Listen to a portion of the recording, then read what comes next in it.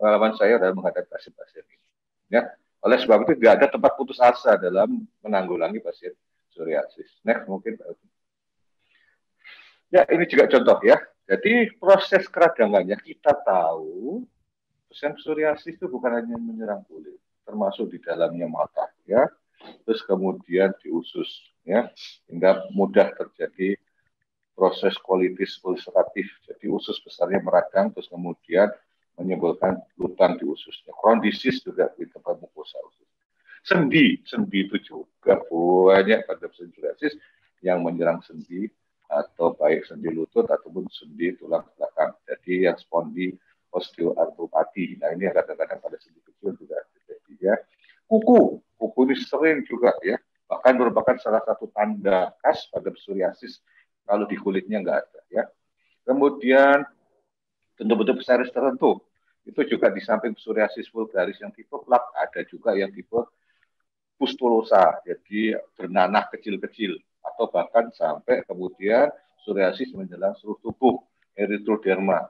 Ini kita sedang rawat di rumah sakit Dr. Stomo erythroderma dan ngangkatnya juga setengah mati sekali. Jadi memang perlukan usaha yang terus-menerus dan tidak boleh putus asa. Kemudian penderita yang metabolic syndrome itu ada kemungkinan orang psoriasis terjadi hipertensi arterial itu juga besar.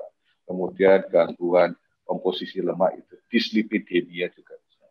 Kemudian diabetes itu juga mudah terjadi karena terjadi insulin resisten. Obes seperti saya tadi sebutkan. Karena obes, insulin resisten, dislipidemia, kemudian juga orang psoriasis memudahkan atau mempunyai resiko terserang penyakit kardiovaskular, jadi penyakit jantung dan sebagainya. Itu yang memang harus hati-hati. Tetapi kami mengutamakan ini bukan untuk menambah beban bapak-bapak ibu-ibu yang menderita psoriasis makin takut, tidak. Justru kita memberitahu bahwa penyakit-penyakit penyerta itu harus pelan-pelan, harus segera dengan usaha keras untuk diatasi penyebabnya, ya, sehingga tidak menimbulkan masalah stres tambahan. Jadi psikososial burden. Jadi itu yang jadi masalah. Sehingga memang pengetahuan yang utuh masalah psoriasis itu harus sama-sama diketahui dan diatasi bersama. Sehingga kita mendorong pasien psoriasis itu membentuk komunitas sebetulnya. Sehingga dengan demikian bisa saling tukar-menukar informasi untuk bagaimana mengatasi sesuatu masalah. Ya. Tujuannya juga Pak ya karena menghindari masalah. Jadi kalau orang stres, kalau diajak ngomong, kemudian ngomongnya nyambung, itu merupakan salah satu terapi stres yang paling bagus ya. Sehingga komunitas itu kita dorong. Ya, kadang-kadang dokternya juga kita dorong untuk membantu secara psikososial juga ya. Ini yang kita coba. Alkohol mesti itu ya, minum alkohol juga kan merupakan pelarian ya, bukan merupakan pelarian dalam psoriasis. Bahkan alkoholisme itu juga merupakan salah satu faktor pencetus psoriasis karena bisa menimbulkan gangguan liver yang kemudian akan memperparah psoriasisnya itu sendiri. Ini jadi gambaran bahwa mengatasi beban daripada psoriasis itu sebetulnya sesuatu yang luar biasa dan membutuhkan kebersamaan kita semuanya. Ya, ini yang harus kita lakukan. Dan oleh sebab itu tidak henti-hentinya juga kami dari Pergoski dan terima kasih kepada Surabaya Skin Center memberikan kesempatan kepada kita untuk sambung rasa dengan psoriasis atau duta psoriasis untuk tidak putus asa dan terus-menerus untuk menerangkan kepada masyarakat penyakit ini dan membantu beban penyakit ini termasuk komorbidnya secara bersama-sama. Next kemudian. Nah, ini sebagai gambaran kita sebagai rumah, sebagai komunitas sama-sama. Komorbid psoriasis yang demikian banyak itu, nah, itu yang harus kita atasi secara bersama-sama, secara paripurna. Kalau istilah kedokteran, istilah secara komorbid, ya. Jadi, secara holistik. Nah, ya. Secara holistik ini yang harus kita atasi. Jadi tidak hanya psoriasis, tapi kondisi-kondisi komorbid yang menyertainya itu harus kita tackle secara bersama-sama. Nah ini pentingnya judulnya komorbid pada wajah, waspada komorbid pada psoriasis. Next, please. Ya. Nah Bagaimana sekarang kita bahas ya. Ini ada penyakit jantung metabolik. Ini paling banyak nih, teman saya juga banyak psoriasis, kemudian abai, kemudian terkena penyakit jantung ya. Kenapa bisa terjadi? Karena psoriasis saya bilang tadi keradangannya bukan hanya di kulit, pada seluruh sistem tubuh kita ya. Sehingga pada saat keradangan, inflamasi, sel-sel tubuh kita itu akan berespon terhadap inflamasinya dan end produknya itu terjadi peningkatan oksigen bebas atau oksidan bebas atau radikal bebas. Sehingga kemudian radikal bebas ini yang menumpuk di darah akan mengganggu sel-sel pada pembuluh darah. Nah, dan kalau terjadi bertahun-tahun dan tidak diatasi secara kronis, maka terjadi kemungkinan atau peningkatan risiko penyakit jantung dan pembuluh darah. Ini yang harus kita hati-hati. Obesitas juga demikian ya, karena inflamasi pada seluruh sel-sel itu menyebabkan orang psoriasis. Dan ini sering saya tanyakan juga, ternyata sering lapar dia. Jadi sebagai konsekuensi ya kemudian makan, dan makannya yang jadi masalah makan tuh pada makanan-makanan yang tidak yang junk food sebagai contoh ya, ini sudah kita anjurkan ya. Kemudian akan kegemukan. Nah, kegemukan ini maka akan merupakan salah satu faktor daripada psoriasis. Hipertensi juga demikian banyak ya. Ya, ini yang kemudian harus kita cek secara rutin pada tetap psoriasis, tekanan darahnya. Dan untuk tekanan darah sebetulnya sudah tidak ada masalah untuk kita kendalikan, tetapi yang bersifat primer yang kadang-kadang tidak kita perlu penyebabnya, mungkin kita perlu bantuan dokter ahli penyakit pembuluh darah dan jantung untuk bersama-sama dengan dokter spesialis kulitnya untuk mengatasi tekanan darahnya. Next, kemudian diabetes juga demikian. Psoriasis meningkatkan risiko diabetes karena ada gangguan resistensi insulin. Oleh sebab itu, pada setiap pasien-pasien yang datang ke Robert Skin Center atau yang kemudian kita tangani, selalu kita tanyakan, apakah ada riwayat genetik untuk diabetes? Kalau ada, yaitu harus makin waspada. Karena diabetes yang bersifat genetik dan psoriasis yang bersamaan, itu juga meningkatkan risiko terjadi diabetes, terutama diabetes risiko type 2 diabetes. Ini yang harus kita waspadai. Karena itu bisa kita rubah perilakunya, khususnya untuk masalah intake karbohidratnya harus kita hati-hati. Kemudian dislipidemia lipid itu lemak, jadi ada pengaturan lemak yang salah ya. Jadi pengaturannya yang salah pada lemak pada darahnya itu contohnya adalah peningkatan profil lipid ya. Profil lipid, kolesterol naik. Nah, kolesterol itu di samping faktor risiko psoriasis, penyakit jantung, hipertensi juga meningkat juga ya.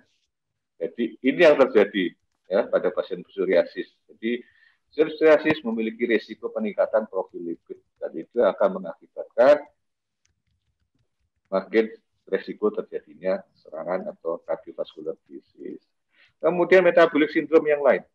Metabolic syndrome itu ada sindroma metabolik itu biasanya gangguan kombinasi dari obesitas, hipertensi, resistensi insulin dan gangguan profil lipid. Ya itu kemudian mengakibatkan gangguan pada program-program organ-organ yang penting, jantung, pembuluh darah, kemudian liver, ginjal. Nah ini harus kita waspadai. Next, kemudian ya ini sebagai contoh ya. Ini adalah contoh-contoh komorbiditas pada psoriasis, di mana pada psoriasis ada kerusakan jaringannya akan membuat respons remodeling atau perbaikan baik secara fungsional maupun struktural ya.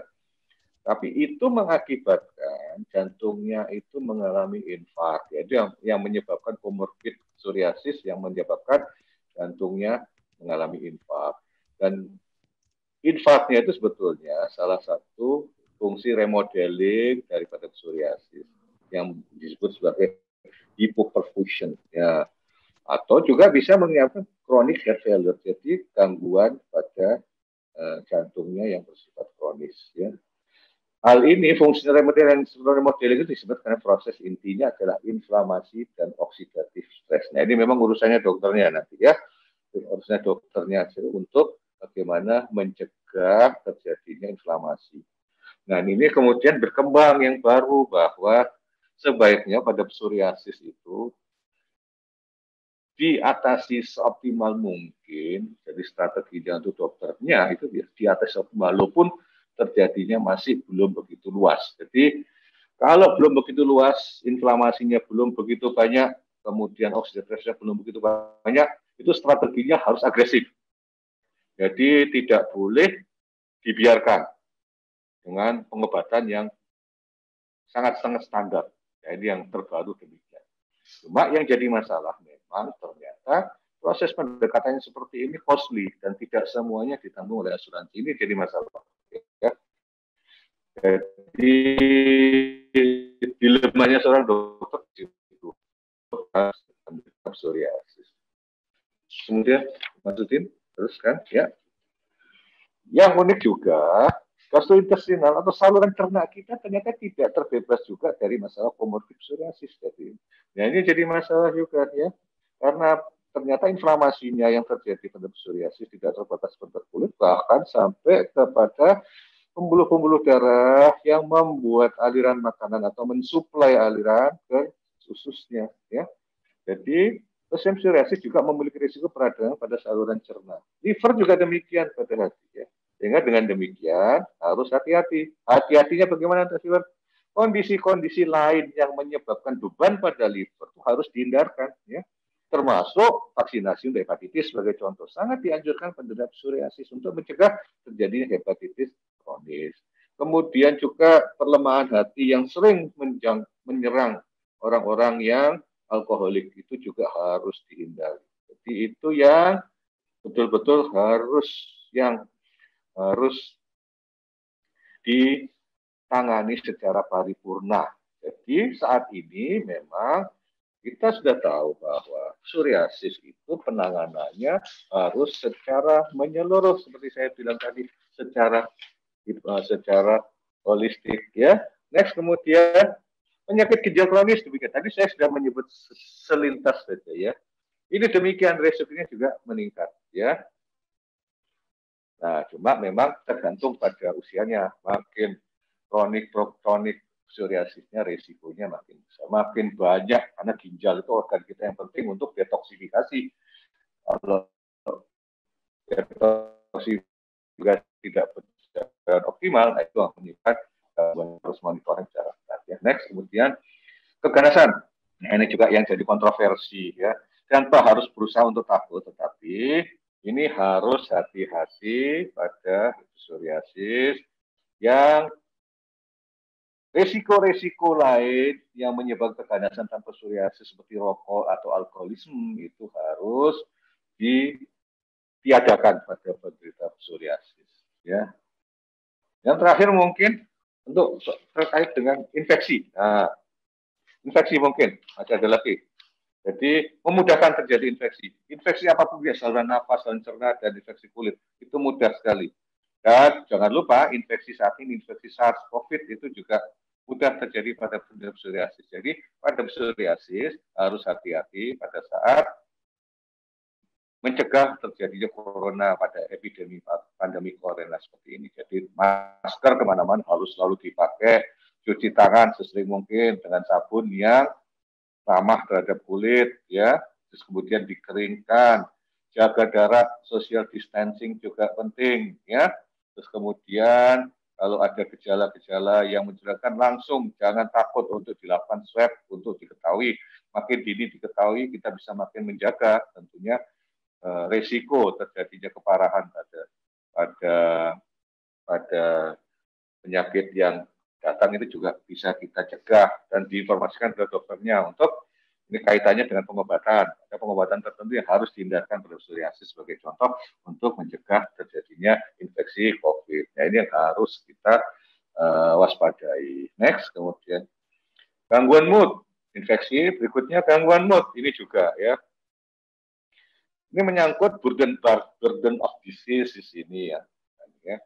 Terus kemudian quality of life-nya. Ini yang juga harus diatasi secara bersama-sama. Ya. Terus kemudian, kemudian gangguan mood, psoriasitis. Ini juga. Bahkan sering kita jumpai adanya suatu artritis yang tidak tampak di kulit, bahkan hanya menyerang sendinya saja. Ya.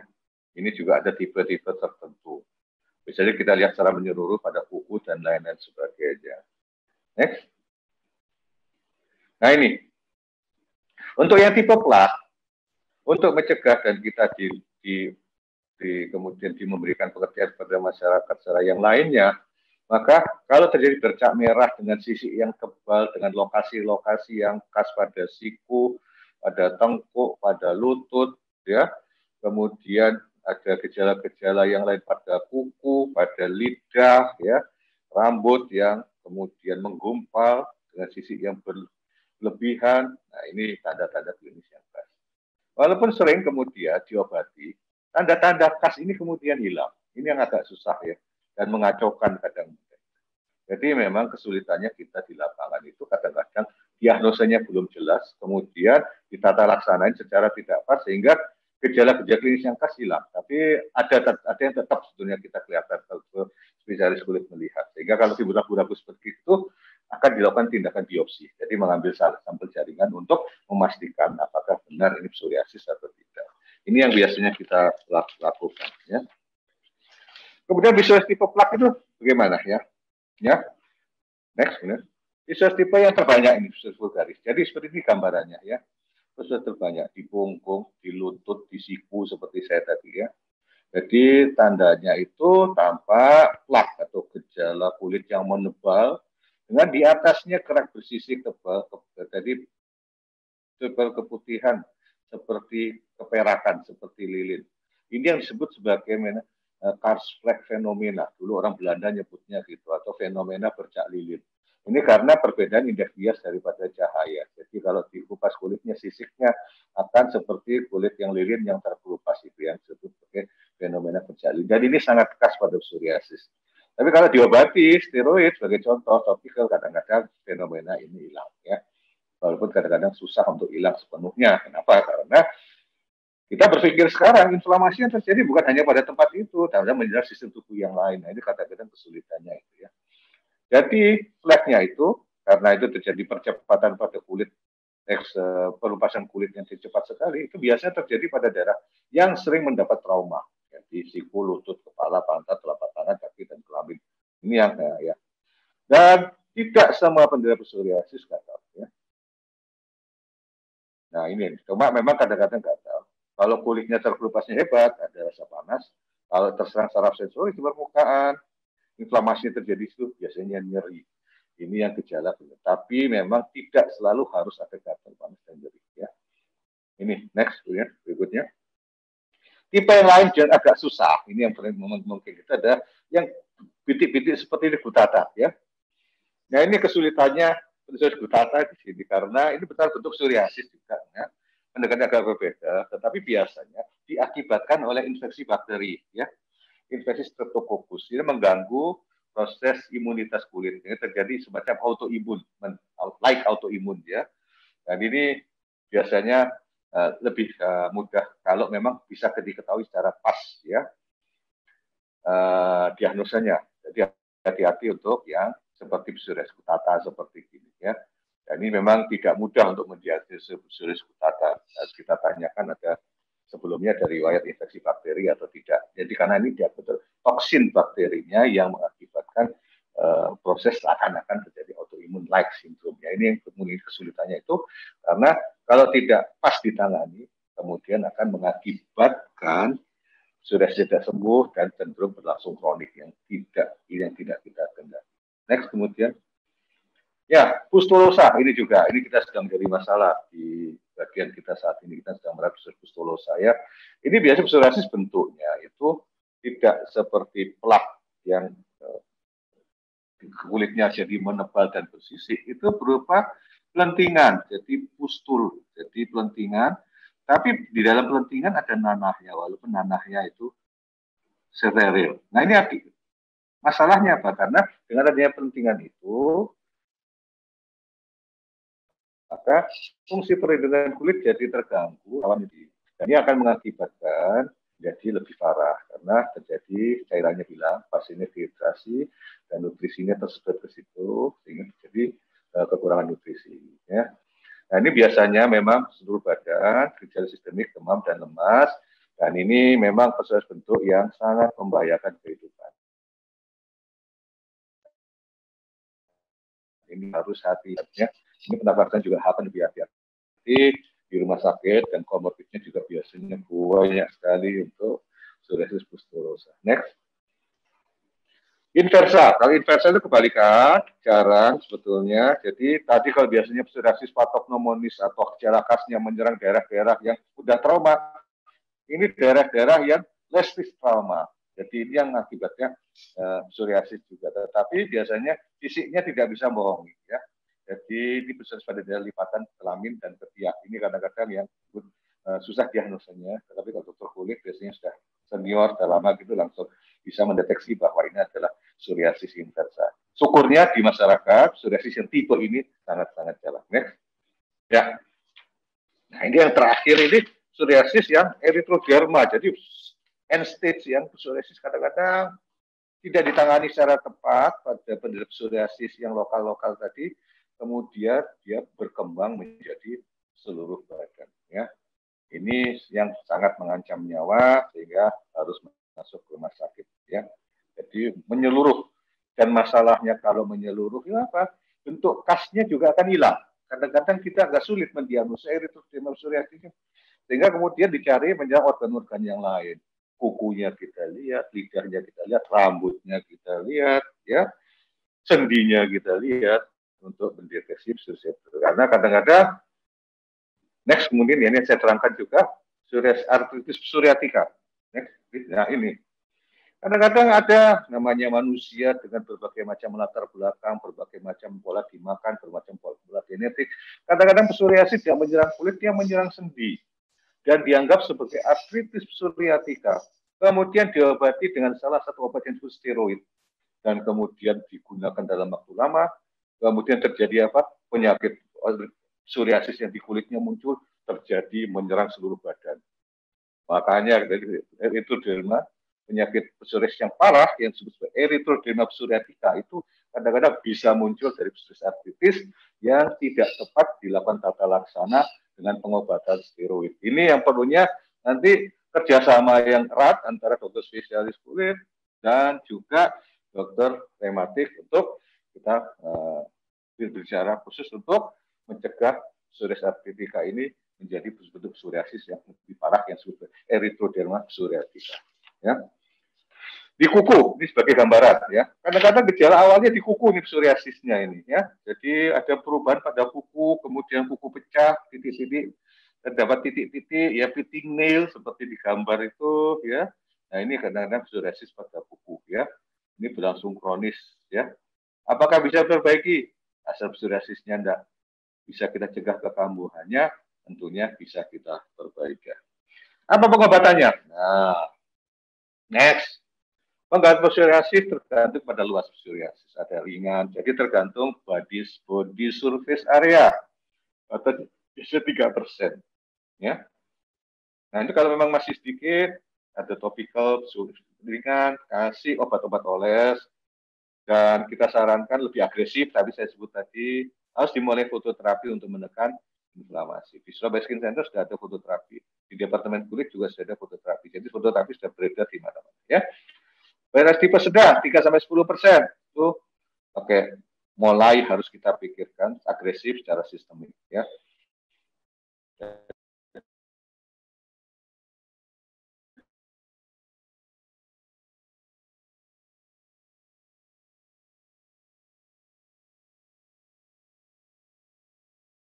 Di 3-10%.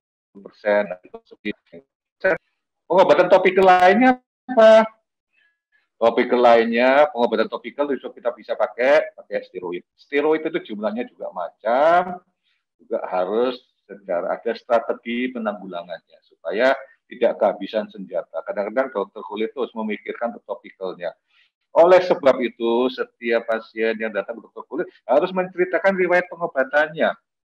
Dok, saya sudah diobati, meskipun kadang-kadang obatnya nggak tahu, tapi saya diobati oleh salep sebagai contoh, ya.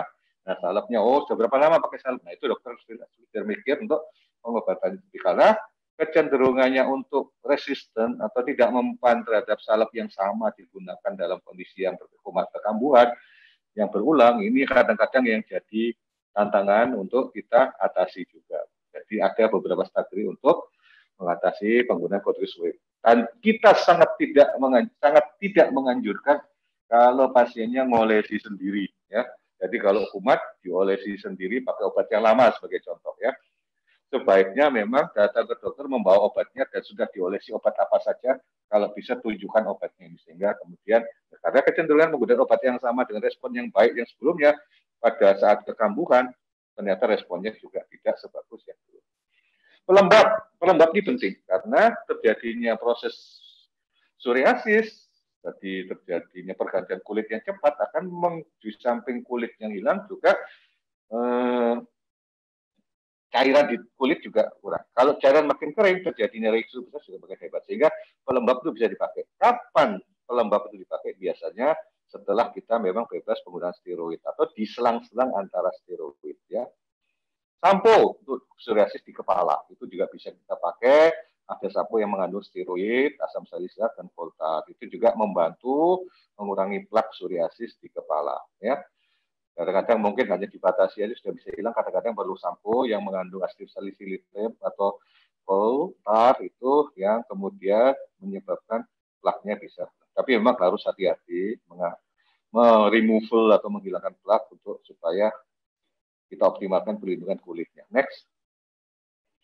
Fototerapi, ini salah satu alternatif pengobatan dengan menggunakan fototerapi yang awal sekarang itu naruben UVB. Cuma masalahnya fototerapi itu adalah harus secara periodically untuk datang ke klinik. Sehingga kemudian ada fototerapi yang bersifat handheld, jadi yang dibeli sendiri dan kemudian bisa disenari. Tetapi ternyata ada penelitian juga handheld fototerapi tidak sebagus dengan fototerapi yang biasanya di klinik. Kenapa?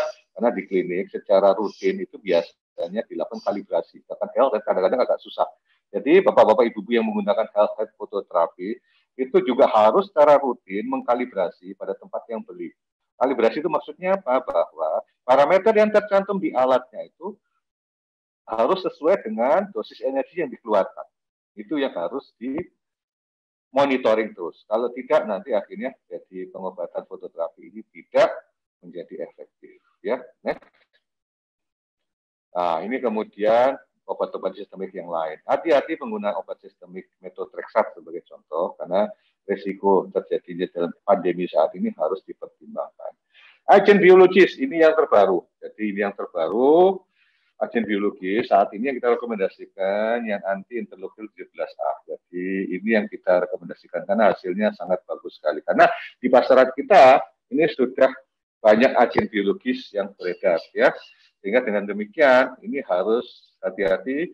Seorang dokter akan menentukan agen biologis mana yang akan dipakai. Nah ini rekomendasi kita yang 17 interleukin 17A yang sampai saat ini yang terbagus. Masalahnya memang masih bersifat mahal. Tapi bagi saya pribadi sebagai seorang dokter, kalau orangnya memang mampu dan kemudian bisa membeli agen biologis, saya lebih condong kita berikan untuk agen biologis ini dengan harapan karena supaya tidak mencegah psoriasisnya menyebar ke seluruh tubuh, reaksi inflamasinya menyebar ke seluruh tubuh, sehingga sejak awal kita berikan. Karena kita sudah ada beberapa pengalaman untuk pemberian agen biologis ini ternyata memang hasilnya luar biasa, sufficient, luar biasa bagus. Jadi untuk pencegahan dan keuntungan agen biologis itu agen biologis ini adalah dapat hanya dikonsultasikan ke kita 1 bulan sekali pada fase pemeliharaan, pada fase maintenance biasanya seminggu sekali selama 5 minggu 0, 1, 2, 3, 4 kita berikan. Setelah itu biasa 1 bulan sekali. Biasanya setelah maintenance 2 bulan psoriasisnya sudah hilang, tapi tetap harus disuntik terus. Nah ini yang jadi masalah. Masalahnya adalah kerugiannya adalah harganya yang relatif mahal. Tetapi untuk kualitas hidup orang-orang yang sangat memikirkan kualitas hidup, yang performance-nya harus melihat secara kulitnya mulus, sangat dianjurkan menggunakan agen biologis ke depannya. Jadi ini yang kita harapkan. Ya. Next, kemudian vitamin suplemen itu yang banyak kita gunakan juga. Psoriasis tidak boleh lepas daripada vitamin, ya. Vitamin A, D, C, omega 3 itu intinya adalah mengurangi radikal bebas dengan antioksidan sehingga terjadi antiinflamasi dan menghambat peradangan sel. Next, ini. Nah, kapan harus segera ke dokter? Bagi saya, kemudian as early as possible, ya, betulnya ya. Tapi secara normatif mungkin kalau penyakit diobati ada gejala di kulit, ada makin parah, kemudian melebar, kemudian rasanya kita nggak sakit, nggak nyaman, kemudian penampilan meskipun sedikit menerang itu nggak nyaman, ya. Kemudian pada sendi sudah mulai kena, tidak membawa istilah pengobatan di rumah, dan intinya bagi saya sebetulnya as early as possible, sedini mungkin untuk diperiksakan untuk menentukan psoriasis atau tidak. Karena sekarang penata laksanya sudah banyak alternatifnya, tergantung kepada pasiennya mana yang hendak dilakukan. Ini yang coba kita intervensi di situ ya, sesuai dengan kemampuan daripada penderita. Jadi memang pengobatannya tailoring, jadi memang disesuaikan nanti kita. Jadi karena obat-obat topikal juga demikian ya. Next, kemudian intinya adalah quality hidup yang harus kita pertimbangkan. Kalau sangat mengganggu, maka harus sedini mungkin diintervensi.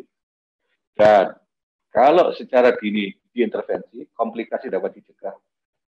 Cuma masalahnya apabila pengobatannya bisa dilakukan dengan tepat. Dan ini memang membutuhkan artnya luar biasa. Jadi di samping sains untuk pengetahuan psoriasis ini sangat diperlukan bagi seorang dokter, seninya, pendekatan seninya juga sangat lebar sekali. Nah, ini yang bisa didiskusikan kepada pasien, mana yang paling suitable atau paling sesuai untuk dilakukan pengobatan, sesuaikan dengan kondisinya. Karena sifat kronisitisnya. Jadi, ini next berikutnya. Jadi kesimpulan, sekali lagi, psoriasis itu adalah penyakit kronis dan berulang, di mana pengobatannya bersifat menekan keluhan kulit dan bukan menyembuhkan. Artinya resiko terjadi apapun juga obat-obat yang digunakan, termasuk di dalamnya biologic agent yang mahal itu, bahwa risiko kambuh itu juga tetap ada. Ya. Oleh sebab itu sangat penting menghindarkan faktor pencetus. Faktor pencetus apa? Infeksi, stres, merokok, obat-obatan yang dapat menginduksi kumatnya psoriasis. Ini sangat penting. Sehingga pengetahuan di sini sangat penting. Kontrol secara teratur dan patuh terhadap pengobatan dapat menurunkan risiko timbulnya komorbid. Jadi dalam arti penekanan terjadi proses lesi-lesi di kulit atau proses inflamasinya dapat mencegah timbulnya komorbid.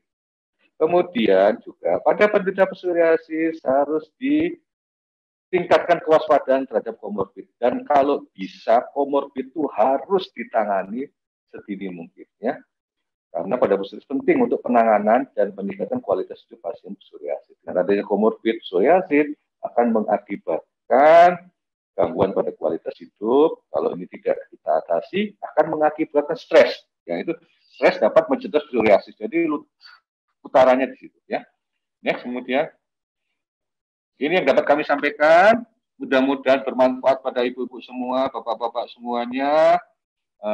Dan itu saya kembalikan ke Dr. Putu. Monggo Dr. Putu. Terima kasih Dr. Wawan. Penyampaian materinya yang cukup jelas, cukup bagus, cukup lengkap ya.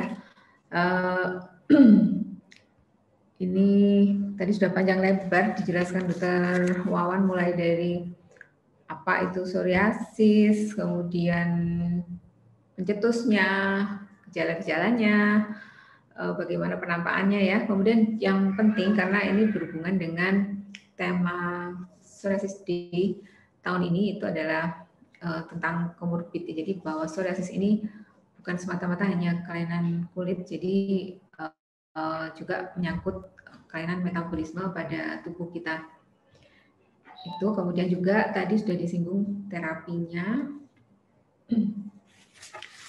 dan terapi yang terakhir tentunya ya yang sudah mulai banyak diterapkan di pasien-pasien psoriasis kita.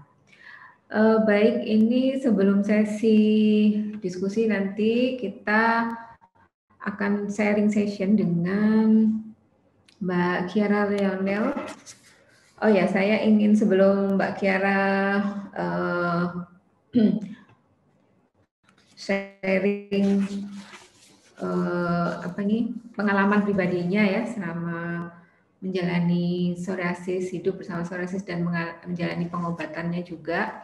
Saya akan menyapa sebentar ke ini komunitas psoriasis Jawa Timur, Mbak Sarah ya. Kemudian juga ada dari YPPI Bu Helen ya.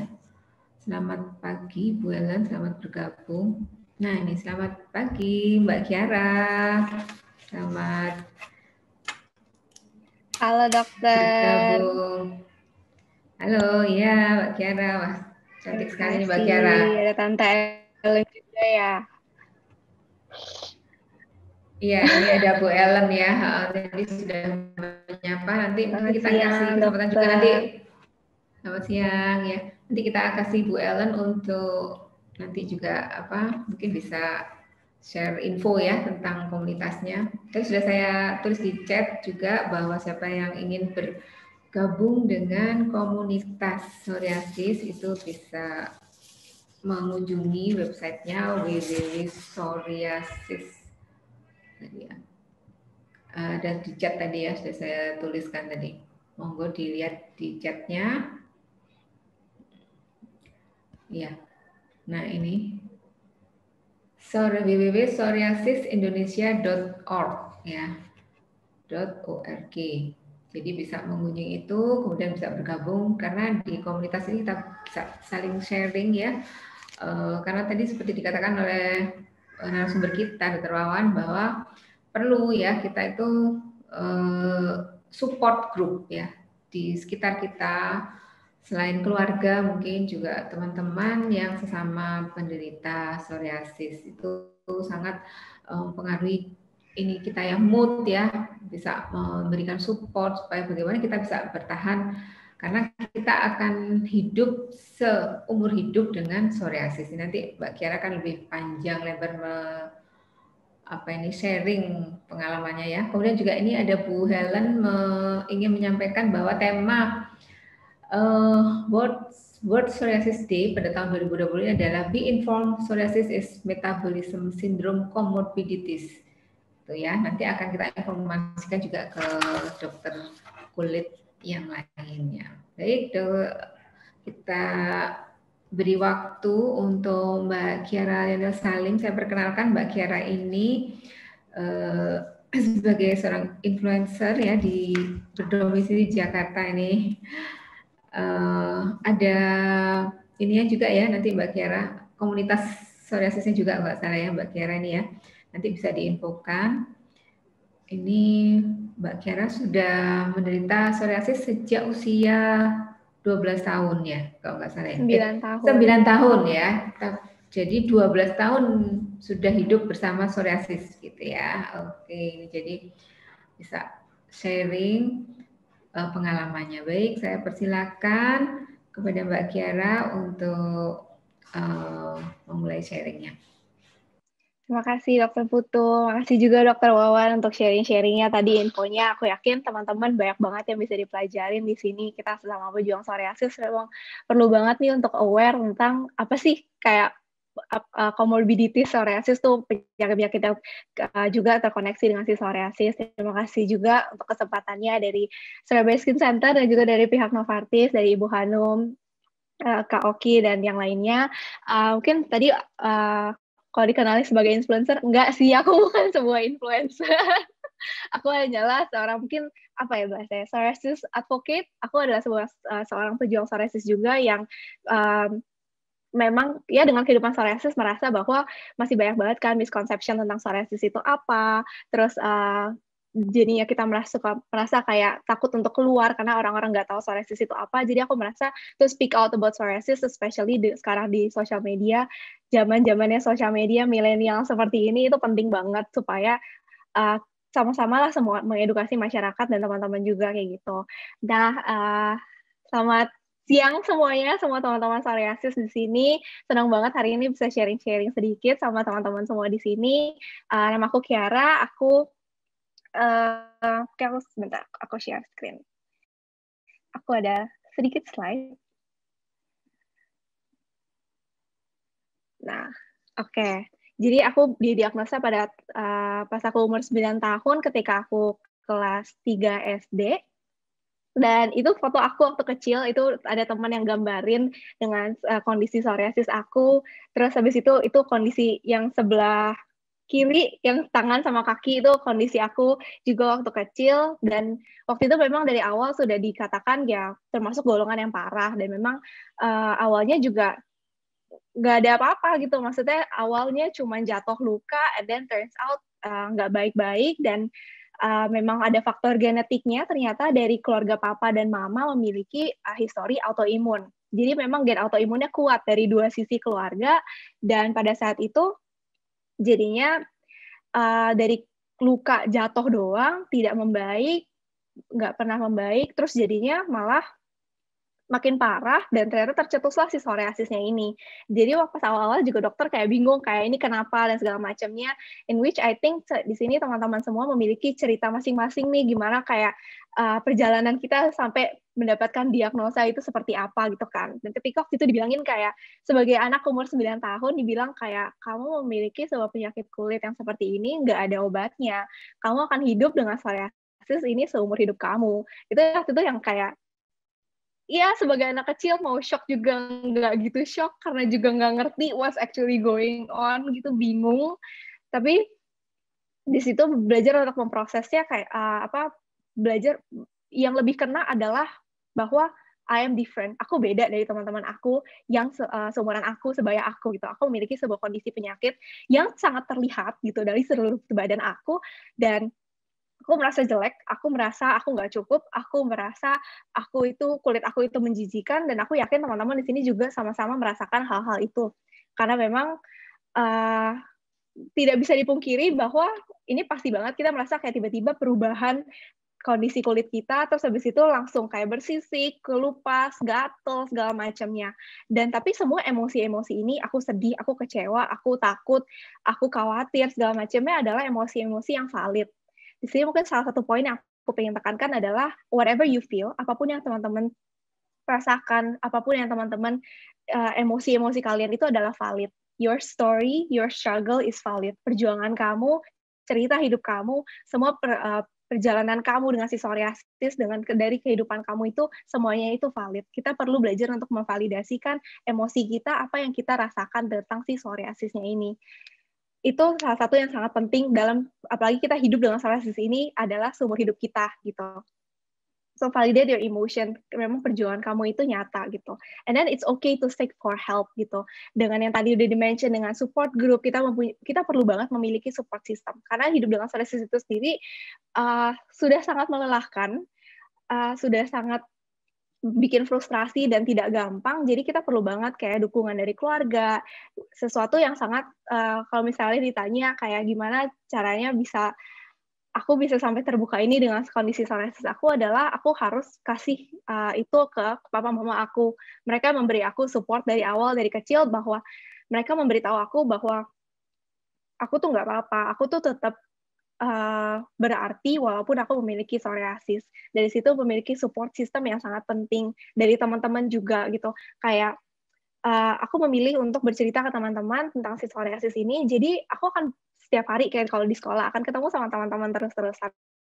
Kalau misalnya aku setiap hari harus menutup-nutupi, tapi kayak takut untuk mereka nanti nanya, atau nanti mereka kayak merasa jijik ngeliat kulit gue gitu-gitu segala macam, aku memilih untuk kayak aku kasih tahu nih, aku mengedukasi kalian juga bahwa aku tuh memiliki psoriasis. Jadi kalau misalnya nanti ngeliat kayak di hairline banyak putih-putih, atau di rambut kayak ada ketombe, atau kulit aku bersisik, kuku aku seperti yang digambar itu adalah psoriasis, dan ini tidak menular. Dan dari situ itu adalah langkah-langkah di mana kita bisa membuat kayak support system kita. Dan kadang memang kita suka merasa kayak, aduh, kayak teman-teman gue nggak akan ngerti deh, gue mau cerita curhat tentang gimana frustasinya gue dengan psoriasis, itu tuh mereka nggak akan ngerti, karena mereka nggak tahu rasanya tuh seperti apa. Mereka tuh paling ujung-ujungnya cuma jawab, ya udah sabar aja ya, tabahin aja. Tapi kayak merasa kalau lu tuh nggak ngerti seberapa sedihnya gue, seberapa keselnya gue dengan kulit gue gitu. Dan disitulah dimana kayak maksudnya kita banyak kok, kamu nggak sendirian, kita di sini sama-sama bareng-bareng berjuang dengan psoriasis, dengan ada komunitas-komunitas, ada teman-teman gini, ada juga Tante Ellen di sini yang udah bikin komunitas dari dulu. Aku dari kecil itu juga dibantu dengan memiliki komunitas. Aku ikut komunitasnya Tante Ellen itu udah dari aku pertama kali diagnosa. Yang ketika internet itu juga bukan sesuatu yang kita bisa akses secara setiap hari, yang nggak tahu tuh psoriasis itu apa. Jadi memang memiliki komunitas-komunitas itu pun kita merasa kalau, oh ternyata gue nggak sendirian ya. Oh ternyata perjuangan gue atau cerita gue seperti ini tuh ada juga yang melewatinya loh, kayak gitu. Di situ mendapatkan sebuah koneksi, sebuah dukungan gitu. Dan dengan hidup dengan si psoriasis ini memang kan naik turun gitu kan, high highs and low lows. Aduh, kecepatan. Ada yang dimana kita kadang-kadang kita lagi kambuh parah. Memang kita terpuruk. Ini semua foto-foto kondisi aku. Aku tadi mau bilang kayak maaf kalau agak nggak enak fotonya, tapi juga kita di sini sama-sama pejuang psoriasis. Jadi kalian pasti udah pernah lihat gitu kondisi kalian sendiri, badan kalian sendiri. Dan ada di mana kita terpuruk, kita berasa lagi di dalam jurang, kondisi kita lagi parah, kambuh lagi, flare up lagi, sedih lagi. Ada juga di mana kondisi kita lagi bagus nih, ya namanya kita lagi di bukit, kita lagi naik kondisi ya. Kayak hidup dengan stres itu kan seperti roller coaster gitu ya, naik roller coaster. Di mana akan terus-terusan berubah gitu. Dan memiliki psoriasis ini salah satu yang aku sangat belajar dalam 2 tahun terakhir adalah pentingnya bagaimana kita belajar untuk menerima diri kita sendiri bersama si psoriasisnya ini. Dulu dari aku kelas 3 SD sampai aku kuliah, aku tuh memendam banyak sekali emosi terhadap si psoriasis. Aku kalau ketemu orang tuh bisa bilangnya Kiara is a happy go lucky girl. Kayak Kiara tuh ceria banget lah, nggak peduli walaupun punya psoriasis segala macamnya. Itu adalah sebuah fasad, sebuah tampang muka luar yang dipasang. Itu adalah sebuah coping mechanism aku. Tapi di dalamnya adalah aku menyimpan banyak sekali dendam. Aku nggak suka dengan diri aku yang terlihat seperti ini. Aku nggak suka dengan aku memiliki psoriasis seperti ini. Aku merasa jelek, aku benci sama kehidupan aku sendiri. Aku marah, aku sedih. Setiap kali flare up tuh pasti sedih. Tapi aku memendam semuanya itu. Dan di 2 tahun terakhir aku belajar bahwa aku perlu memvalidasi kesedihan itu, aku perlu memvalidasi kemarahan itu, dan aku perlu belajar untuk memproses emosi-emosi itu dan belajar untuk melepaskan. Belajar untuk menerima bahwa memang kenyataannya aku memang hidup bersama psoriasis, and that is not something yang aku bisa kontrol. Itu di luar kendali aku. Tapi apa yang bisa aku lakukan adalah aku bisa berusaha untuk mencari tahu apa yang bisa membantu kondisi psoriasis aku. Yang tadi udah dibilangin, kayak misalnya pencetus-pencetus psoriasis itu apa, dari pola hidup, pola makan. Habis itu misalnya terlalu capek, kayak stres, apalagi dengan kondisi mental health kita, misalnya kita salah makan, atau misalnya kita sakit. Kayak tahun lalu aku kena ISPA, infeksi saluran pernapasan, itu dalam 2-3 hari itu sini aku semua rata, merah, langsung tercetus semua psoriasisnya. Dan stres ini adalah sesuatu yang mungkin salah satu musuh kita terbesar selain makanan gitu ya. Dari stres ini mungkin kita sering banget tuh dibilangin kayak jangan stres. Ini menurut aku ini tidak membantu dengan dibilang jangan stres, karena stres itu adalah sebuah faktor dalam hidup, sebuah hal dalam hidup yang tidak bisa kita hindari. Stres itu akan selalu ada dari segala aspek kehidupan. Stres itu kita kerja, kita punya tanggung jawab. Bahkan stres itu adalah menandakan bahwa we care about something. Kita peduli akan hal itu, makanya kita stres. Kayak maksudnya kalau misalnya kita ujian, kita stres karena kita peduli, kita mau ujian kita nilainya bagus. Makanya kita stres. Stres itu tidak perlu menjadi musuh kita. Kita bisa berteman dengan stres. Stres itu buruk hanya ketika kita tidak bisa tahu cara mengelola dan menyikapi stres kita, atau stres yang berkepanjangan. Itu di mana stres itu buruk. Tapi stres dalam kesehari-harian, kalau misalnya kita stres dengan kerjaan segala macamnya, itu tidak perlu menjadi musuh kita, karena kita bisa belajar untuk cara menyikapinya. Kalau aku pribadi, aku sekarang lagi belajar untuk menyikapi stres. Oh, kalau gue lagi stres itu, karena bahkan sampai banyak pikiran, malas untuk ngomong sama orang, pikiran tuh udah ruwet kemana-mana, cemas segala macamnya. Aku belajar untuk nulis, journaling. Kayak apa sih yang ada mumet-mumet di otak gue itu apa ya? Apa yang gue khawatirin? Trying to untangle the mess gitu loh. Itu kayak benang kusut, kita coba uraikan satu-satu. Apa sih yang membuat kita stres? Apa yang bisa kita lakukan habis itu? Oh, misalnya gue stres tentang ujian besok. Oke, apa yang bisa kita kontrol dari kestresan kita? Oke, kita bisa belajar semampu kita, tapi bagaimana nanti soal apa yang keluar itu udah di luar kendali kita. Jadi kita belajar untuk fokuskan apa yang dikontrol. Dan juga kayak belajar untuk meditasi, belajar yoga, aku sendiri lagi belajar meditasi, itu membantu untuk kayak menerima kehidupan as what it is gitu loh, mindful, being present at the present moment gitu, belajar untuk lebih mengendalikan apa yang bisa kita kontrol dan apa yang tidak bisa kontrol. Dan salah satu pembelajaran dalam 2 tahun ini yang menurut aku sangat membantu aku adalah menyadari bahwa the only constant in our life is change. Satu-satunya hal yang konstan dalam hidup kita adalah perubahan. Hidup kita itu penuh dengan perubahan. Dari segala aspek itu akan berubah, dari kondisi fisik kita, dari mungkin finansial kita, keluarga kita, emosi kita, plan sehari-hari kita, itu semua akan terus-terus perubahan. Termasuk juga dengan perubahan si psoriasis ini. Kita terus-terusan melihat bahwa psoriasis ini nanti kambuh, nanti baik, mungkin bahkan hari ini, udah mendingan nih, udah nggak terlalu merah, tapi ternyata besok tiba-tiba langsung merah lagi, atau keluar spot baru lagi. Di situ dengan aku menyadari bahwa hidup ini memang penuh perubahan, and that is okay, that is a part of life. Itu adalah memang bagian dari hidup, bahwa memang akan terus-terusan ada perubahan. Di situ belajar untuk lebih menyikapi ketika kita kambuh, ketika kita misalnya kondisinya tidak baik-baik gitu, belajar untuk lebih menerima, untuk lebih lapang dada dan lebih lega gitu. Dari situ juga belajar untuk memproses bahwa gue memang perlu untuk belajar menerima diri gue, and belajar untuk menerima diri dari segala kekurangan dan kelebihan, belajar untuk menyayangi diri dari segala kelebihan dan kekurangan, itu bukan PR tugas-tugas orang psoriasis doang, tapi semua orang di dunia ini memiliki tugas itu. Jadi bukan karena psoriasis itu kayak hidup kita perlu terpuruk, perlu langsung kayak sedih dan segala macamnya lah, tapi ini juga balik lagi tentang bagaimana kita memaknai psoriasis itu dalam hidup kita seperti apa.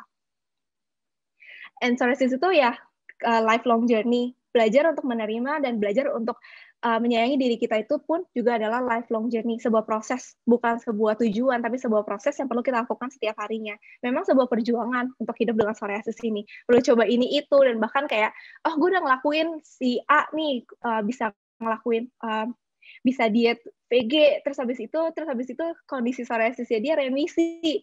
Gue udah VG kok gue nggak remisi ya, kayak itu memang salah satu juga a pain in the ass-nya dengan psoriasis gitu ya. Kayak maksudnya kita tuh mencoba obat ini, obat itu, treatment ini, treatment itu, belum tentu semuanya itu cocok di kita. Dan memang itu sebuah PR gitu. Solusi dalam hidup psoriasis ini bukan one size fits all. Ya abis itu aku bisa cerita, aku bisa remisi gara-gara ini, karena aku melakukan A, B, C, D. Terus abis itu kamu lakuin aja, pasti kamu remisi. Itu kan nggak bisa. Jadi memang kita perlu memaknai psoriasis ini belajar untuk melihat dari posisi lebih positif, tapi juga bukan berarti kita bilang, gue nggak boleh give up, gue nggak boleh bilang kalau psoriasis itu menyebalkan. Psoriasis itu menyebalkan. Kalau misalnya kita bilang psoriasis itu nggak menyebalkan kok, psoriasis itu gue tuh nggak boleh bilang kalau misalnya psoriasis itu menyenangkan segala macam. Itu namanya toxic positivity. Udah toxic sikap positifnya. Tapi kita memang psoriasis itu menyebalkan. Psoriasis itu melelahkan, psoriasis itu bikin frustasi, tapi yang membedakan adalah bagaimana kita menyikapinya setelah itu, memilih langkah ke depannya, apa nih yang bisa gue lakukan dengan si psoriasis ini? Apa nih? Oke, kalau misalnya kemarin nggak bekerja, apalagi ya yang bisa gue coba gitu.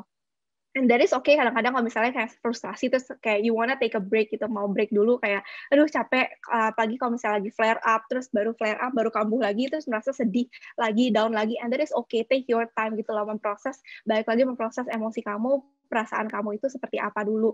Take your time gitu loh, untuk lebih berdamai dulu dengan kondisi, oke, gue flare up, gue belajar untuk menerima, terus habis itu pelan-pelan gue bangkit lagi. Sekarang apa yang bisa gue lakukan untuk membantu diri gue sendiri, gitu.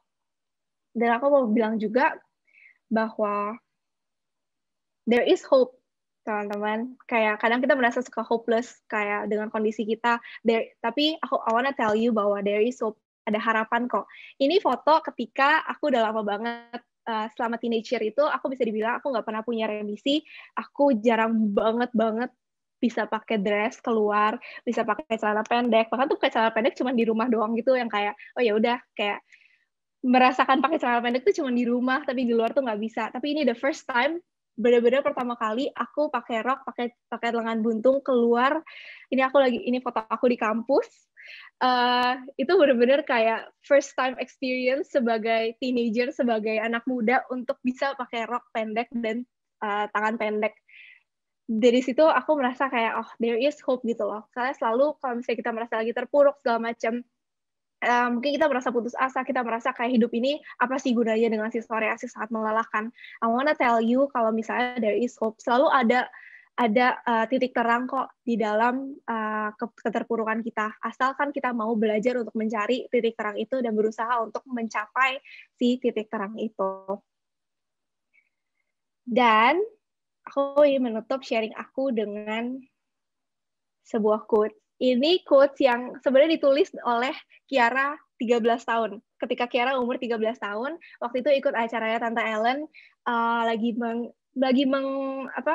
merayakan World Psoriasis Day juga. Aku lupa itu tahun berapa. Kita tuh ada ekspedisi foto di Grand Indonesia, dan di situ aku buat quotes ini, kata-kata ini dengan papa aku. Psoriasis is not a burden but a privilege. Aku melihat yang tadi aku bilang, ini gimana caranya memaknai psoriasis ini. Aku memilih untuk memaknai psoriasis ini adalah sebagai seseorang, bukan seseorang, ini bukan orang, sebagai sesuatu yang bisa mengajari aku dalam hidup aku. Aku jadi belajar dituntut untuk merawat diri dari sejak dini, merawat kesehatan aku. Aku belajar untuk dituntut belajar untuk menerima dan menerima kelebihan dan kekurangan aku, belajar untuk mencintai diri aku itu sejak dini dari kecil. Sebagai udah ada peringatan dari psoriasisnya ini. Oh, nggak boleh capek nih. Oh ya udah kecapean nih. Jadi butuh take a break kayak gitu. Ini psoriasis itu sendiri pun menjadi sebuah filter gitu loh. Kayak kalau misalnya kan sama teman-teman gitu, siapa yang tulus, siapa yang tidak berteman sama kita, siapa orang-orang yang tulus yang memang bisa menerima kita apa adanya, memang peduli dan mau membantu kita dengan hidup dengan psoriasis ini atau enggak. Jadi ada filter gitu kan dalam hidup, kayak you get what you deserving gitu loh. Bukan ada orang yang jadi ya nggak sebagai filter gitu kan. Jadi psoriasis itu buat aku adalah it's not a burden but a privilege. Dan aku di sini pengen tekankan untuk teman-teman kayak psoriasis itu bukan kutukan, bukan hukuman, bukan sebuah hukuman dari Tuhan yang kayak oh karena kamu bandel atau karena kamu apalah dikutuk lah atau apa black magic segala macamnya itu makanya kamu punya psoriasis. Tapi psoriasis itu jadikanlah psoriasis sebagai guru dalam hidup kamu yang bisa mengajarkan kamu banyak-banyak sekali hal dalam hidup ini. Dan asalkan kamu bisa membuka diri kamu untuk mendengarkan apa yang si psoriasis ini lagi pengen ngajarin kamu gitu. Dan salam remisi, terima kasih udah dengerin cerita aku. Dan kalau misalnya kalian mau connect with me di Instagram @cicilionel, atau aku ada platform online yang isinya informasi-informasi sharing-sharing tentang psoriasis di Instagram. Untuk mengedukasi masyarakat juga tentang psoriasis itu @psoriasis_id. Dan kalau misalnya kalian mau baca curhatan-curhatan hati aku selama ini tentang psoriasis, itu ada di website aku kiaralionels.wordpress.com. Dan kalau misalnya kalian mau connect aku dari LinkedIn professionally, namanya Kiara Lionel Salim. Thank you teman-teman semua.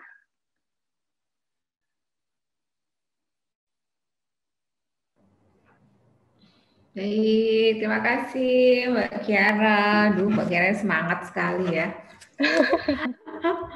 Senang sekali kalau punya duta psoriasis seperti Mbak Kiara ini. Jadi Mbak Kiara ini kalau ini kemarin kita kebetulan udah IG Live ya dengan Mbak Kiara. Mungkin untuk yang belum menyaksikan bisa ke IG-nya Surabaya Skin Center tuh ada IG Live dengan Mbak Kiara.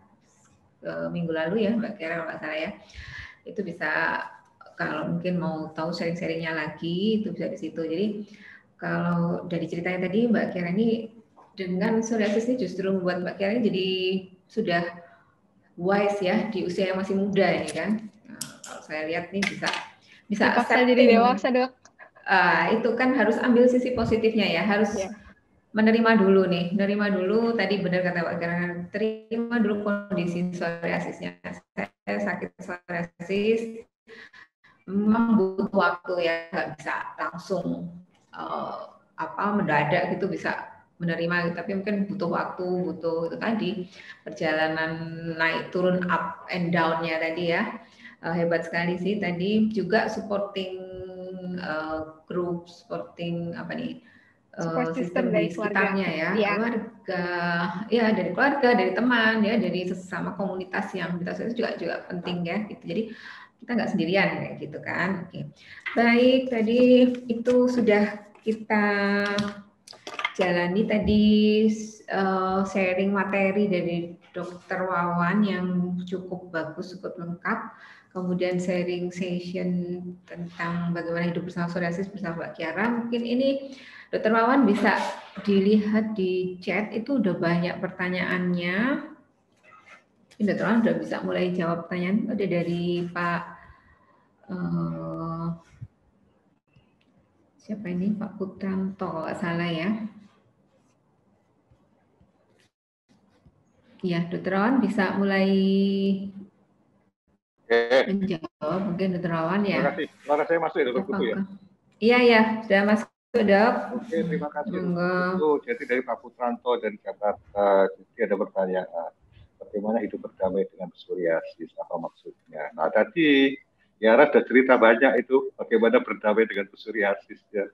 Jadi psoriasis dari bagian dari tubuh kita jangan dimusuhi, artinya bahwa kita harus selalu berikhtiar terus bagaimana psoriasisnya itu bisa diatasi. Jadi memang kadang-kadang pada saat kita lakukan penerangan atau edukasi masalah psoriasis itu kadang-kadang penerimaan itu waduh psoriasis tidak bisa sembuh, jadi untuk apa diobati? Nah, kadang-kadang adalah sikap negatif. Jadi itu yang sebetulnya tidak kita kendaki. Artinya bagaimana jadi dari Kiara tadi kan sudah bisa melihat bahwa jangan bersifat selalu negatif thinking, tapi bagaimana kita mengarahkan positive thinking dalam hal melakukan penata laksanaan psoriasis ini. Jadi ini mungkin berdamai dengan psoriasis ini adalah menghadapi secara positif thinking. Karena faktor keturunan ada, jadi tapi belum tentu harus manifest ya. Ini harus disadari Pak. Tapi dari pengetahuan ada gen-gen tertentu yang memang kecenderungannya memang menimbulkan psoriasis. Tapi sekali lagi apakah itu harus manifest atau tidak, itu belum tentu. Psoriasis tidak menular, ya memang tidak menular Pak, tadi saya bilang, karena proses yang mendasari terjadi psoriasis adalah autoimun. Bisa tidak bisa disembuhkan. Nah, psoriasis penyebabnya tidak bisa disembuhkan, tapi kekambuhannya bisa kita tekan, dan harus diingat, makin sedikit kambuhnya, prognosa psoriasisnya atau psoriasisnya jadi makin bagus. Jadi tidak bisa disembuhkan, kita harapkan melihat dalam perspektif positif bahwa tidak boleh kita menganggap bahwa psoriasis ini sebagai hal yang sepele, tapi kita secara profesional mengatasi, meningkatkan, menekan kekambuhannya. Dan pada siang hari ini antara lain yang bisa kalau ditanya bagaimana caranya, antara lain caranya dengan menekan terjadinya komorbid. Ya. Psoriasis belum ada obatnya, sudah Pak, cuma obatnya tidak ada yang menyembuhkan. Jadi memang hanya menghambat kekambuhannya saja. Psoriasis sekarang lagi tahap masa remisi, apa maksudnya? Benar remisi bisa berkali-kali. Nah, remisi kalau dikatakan dalam suatu perjalanan penyakit itu adalah psoriasis dengan penurunan, jadi tidak bertambah banyak, tapi menuju ke arah perbaikan. Menurut remisi bisa berbeda? Ya tentunya bisa. Kalau kumat, kita usahakan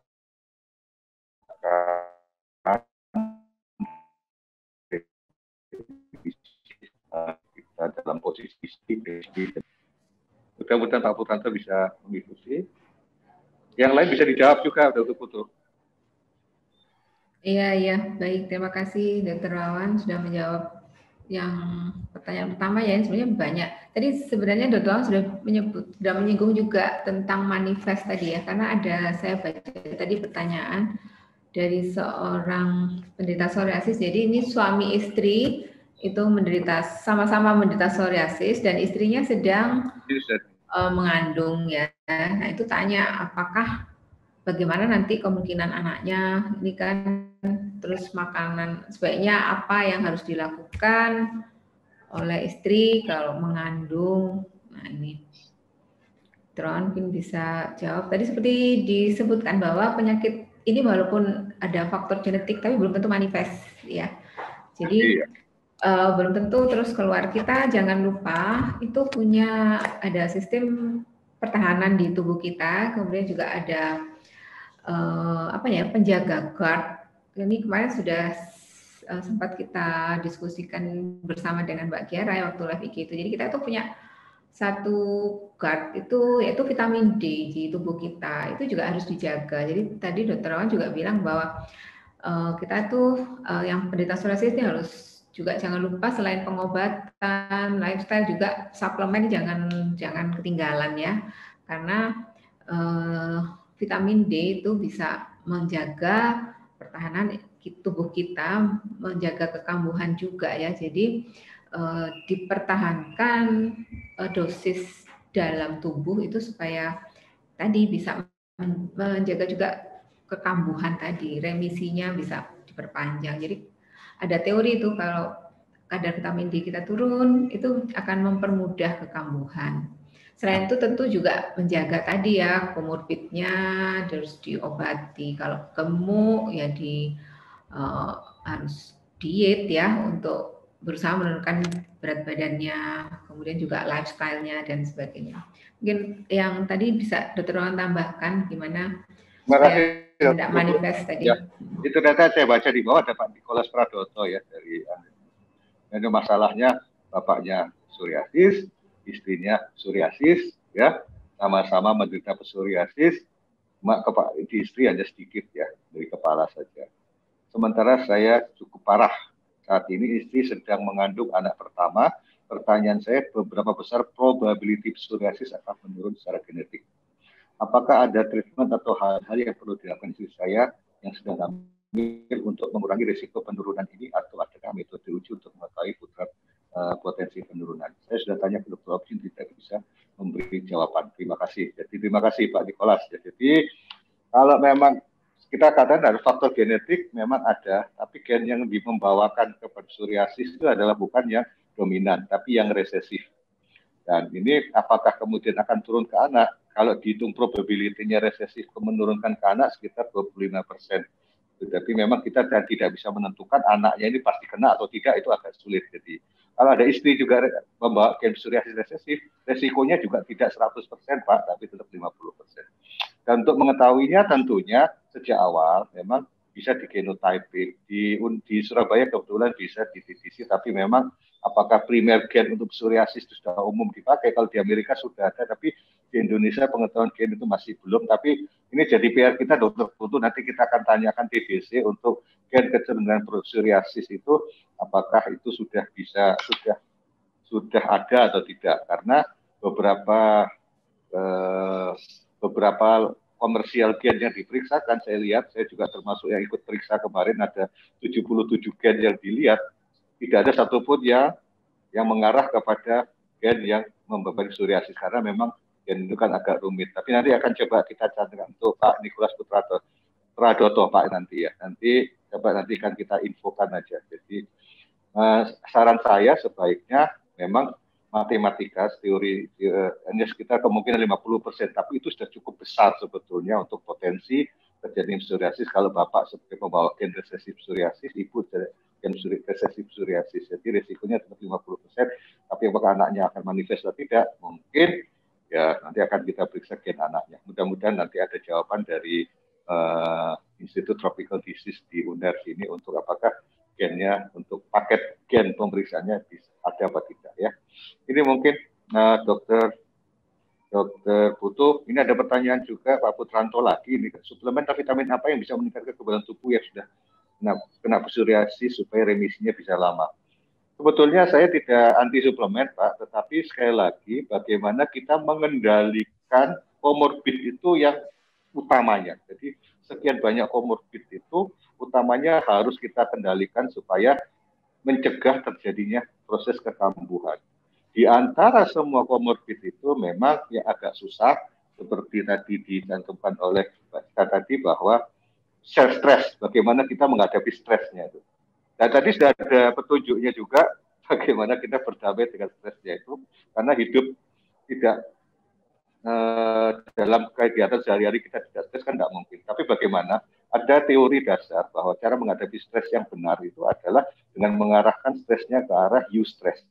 Eustress itu yang merupakan supporting hidup kita. Jadi stres yang menyebabkan kita tambah kuat atau kita tambah berguna, ya. Itu eustress, ya. Nah, termasuk di dalamnya berdamai dengan psoriasis, ada eustress. Sedangkan stres yang mengakibatkan kita makin depresi, makin parah dan makin parah-parah itu distress. Jadi harus dipisahkan. Jadi, stres adalah bagian dari kehidupan kita. Tapi stres yang menyebabkan kita makin turun, makin emosional, makin negatif thinking, itu distress. Ya distress ini yang harus kita jaga. Dan arahkan stresnya ke arah eustress.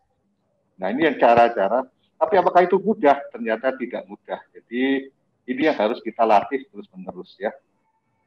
Ini dari saya, Dr. Putu. Iya, iya.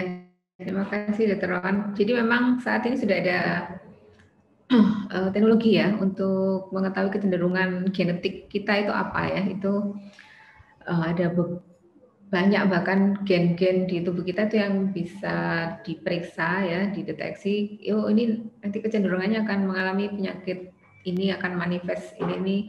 Kemudian bagaimana nanti mengatasinya, mencegah itu ada sebenarnya. Nanti seperti Dr. Wawan bilang tadi, kita bisa nanti akan kita tanyakan dengan ITD ya. Kalau untuk pemeriksaan sebenarnya sudah banyak ya, swasta, tapi kebanyakan untuk deteksi genetik tadi itu. Untuk yang masalah stres tadi, mungkin Mbak Kiara bisa kasih saran lagi mungkin sedikit. Mbak Kiara bisa ini yang berdamai dengan ya. Sebenarnya konsep yang aku juga pahami itu sama ya kayak dari Dr. Wawan bilang sih, kayak ada eustress, ada distress, di mana eustress itu memang kondisi yang justru sehat, ya bagus lah untuk kita. Kayak kalau kita lagi stres itu memang membantu sistem badan kimia kita itu membantu untuk cognitive behavior kita untuk meningkat. Ketika kalau misalnya udah berkepanjangan dan udah kita tidak bisa udah di tahap yang namanya distress, itu dimana kayak udah nggak sehat dan itu memang udah damaging towards our health kayak gitu. Dan untuk pribadi ya seperti yang aku mention tadi, kayak cara-cara stres itu sebenarnya banyak banget, kayak kalau misalnya kita googling online gitu, kayak cara gimana sih cara membantu kita untuk menghandle si stresnya ini kayak gitu. Dan memang sama kayak psoriasis, kayak it's not one size fits all, kayak aku bisa bilang kayak kamu ngelakuin ini aja pasti kamu nggak stres lagi atau gimana gitu. Tapi memang perlu coba-coba juga apa yang cocok nih, apa yang membuat kamu relax, mencari hobi kamu yang membuat kamu melakukan hal-hal yang bisa membantu kamu untuk lebih relax. Kalau mungkin kayak lagi terumut banget gitu, butuh kayak kamu gitu, mungkin sih ya nonton YouTube, terus dengerin podcast atau apa, terus habis itu untuk membantu kita untuk lebih maintain ke depannya kalau misalnya lagi stres lagi, untuk menghadapi stres itu ke depannya gimana, long term solution-nya itu kayak lebih belajar untuk kayak mindfulness, belajar untuk meditation, terus habis itu juga belajar untuk yoga. Itu semuanya hal-hal olahraga juga kayak gitu adalah hal-hal yang bisa kita lakukan untuk membantu kita manage long term stress. Kalau misalnya jadi sebuah kebiasaan yang udah kita build lah dalam menghadapi si stresnya ini gitu. Jadi sebetulnya Dr. Putu boleh saya tambahin mengkomentar penyanyi Kiara ya. Saya panggil Kiara aja ya. Itu lebih kecil dari anak saya soalnya. Gak apa-apa ya Kiara. Jadi intinya di situ, Kiara harus beruntung bahwa sejak awal, sejak dini itu sudah mendapat pengarahan yang tepat bagaimana menghadapi psoriasis termasuk pengendalian stresnya. Karena memang kadang-kadang untuk membuat arah stres menjadi eustress yang menguntungkan, tidak ke stres itu nggak gampang. Jadi ini yang kunci kita di situ sebetulnya. Dan tubuh kita sebetulnya ada kapasitas optimal untuk menghadapi stres-stres supaya bisa mengarahkan tidak ke distress, karena memang tidak sadar ke distress. Jadi stres membuat kita uring-uringan, apa kita rasa aja. Jadi memang agak susah juga kalau hanya mengandalkan diri kita dengan rasa stres saya ini saya tidak merasa stres kok, tidak apa-apa. Tapi kemudian psoriasis itu berkembang biak. Nah, saya katakan juga pada Mas kalau demikian, Bapak stresnya masih ada, tapi Bapak mendina. Jadi cara penanganannya yang kemudian harus diperbaiki dalam menghadapi stres. Jadi betul Pak, denial itu banyak sekali dihadapi. Ya, saya nggak stres kok, tuh nggak apa-apa saya anggap, tapi psoriasis tambah berat ya. Kita cari faktor yang lain, tapi faktor yang lain nggak ada, ternyata juga masih kumat ya. Bapak stresnya kelihatannya belum tertangani dengan baik sebagai contoh gitu. Jadi betul, jadi seperti yoga, bagaimana menyatukan antara alam pikir, olahraga fisik dan psikis secara utuh itu yang kita arahkan. Jadi doa itu memang kadang-kadang bisa membantu, tapi kalau doa hanya sekedar ucapan di mulut itu kadang-kadang juga tidak membantu. Nah ini pentingnya kualitas daripada membantu kita, membimbing kita menuju ke arah eustress, jangan distress. Jadi caranya banyak macam-macam, kira tadi pada yoga, olahraga dan sebagainya ya. Doa itu antara lain juga bisa mengangkat eustress, tapi memang doa yang betul-betul dipanjatkan bukan dari mulut tapi dari hati, ini yang kemudian kadang-kadang bisa membuka pemikiran kita. Ini aja Dokter Putu, terima kasih. Terima kasih. Ini jadi sharingnya banyak ya, bukan hanya penyakit aja, tapi juga sharing spiritual ini. Jadi terima kasih banyak ya. Jadi mungkin kalau ada yang belum bisa menemukan apa saya ini stres apa enggak, mungkin perlu dibantu juga kalau perlu menemui psikiater, psikolog ya, yang akan membantu menggali apa ini ya gitu. Kadang-kadang kan kita kayak di alam bawah sadar gitu, kayak nggak sadar gitu kan ya, denial tadi Aku juga. boleh tambahin tentang psikolog. Oh iya ya. Boleh. Ya mungkin teman-teman kayak maksudnya ke psikolog itu bukan berarti kita tuh ada sesuatu yang salah sama diri kita gitu loh. Aku sendiri ke psikolog kok waktu 2 tahun yang lalu aku sempat ke psikolog untuk membantu aku kayak aku tuh hidup sehari-hari nggak tenang. Aku tuh cemas banget tentang psoriasis aku sampai yang itu menghambat aku di kampus juga kayak gitu. Jadi waktu itu aku memutuskan untuk kayak ke psikolog, meminta bantuan kayak kenapa ya? Kayak karena ke psikolog itu pun kayak kita diajak ngobrol dengan orang yang mau mendengarkan kita keluh kesah kita dari A sampai Z, dan dia tuh bisa bantu kita untuk menguraikan sebenarnya apa sih yang apa sih masalah kita gitu, apa sih yang membuat kita stres, itu juga membantu untuk mengeluarkan dari yang subconscious, dari yang alam bawah sadar kita itu tadi. Jadi kayak there's nothing wrong with going to a psychologist gitu loh, kayak itu salah satu part of seeking help and it's okay gitu. Dan aku bahkan mengencourage kalau misalnya teman-teman untuk, karena kita semua tuh pasti ada masalah lah dalam hidup kita, masih ada unek-unek segala macamnya itu yang belum terselesaikan gitu. Jadi memang ke psikolog itu aku sendiri menyarankan lah kalau teman-teman mau. Dari sisi Iya, baik. Terima kasih Mbak Kiara sarannya. Ini karena waktunya sebenarnya sudah lewat nih ya, tapi ada yang penting nih pertanyaannya, Dr. Wawan. Saya penyintas psoriasis, sebaiknya berkonsultasi selain dengan dokter kulit juga dengan dokter penyakit dalam, konsultan dermatologi untuk menghindari munculnya psoriasis artritis. Ya, benar ya. Dan bahkan penyakit komorbid lainnya. Nah, saat ini sudah ada pengobatan biologik sebagai pengobatan terbaru. Secara sistemik apa efek sampingnya? Lebih banyak mana efek negatifnya dengan imunosupresan yang lain mungkin ya? Maksudnya gitu. Oke, terima kasih Dokter Putu. Suara saya masuk ya?